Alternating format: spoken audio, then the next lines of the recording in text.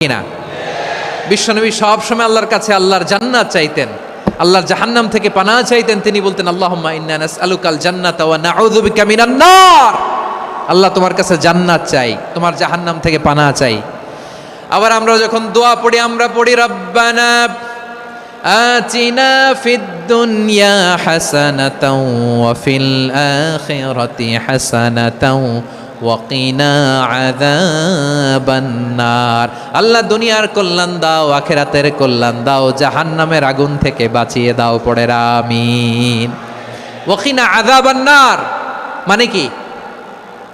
আল্লাহ তুমি আমাদেরকে বাঁচাও আগুনের শাস্তি থেকে। এটা বিশ্বনবীর সবচাইতে প্রিয় দোয়া ছিল। নবী যখন তাওয়াফ করতেন প্রতিটা তাওয়াফে তিনি এই দোয়াটা পড়তেন।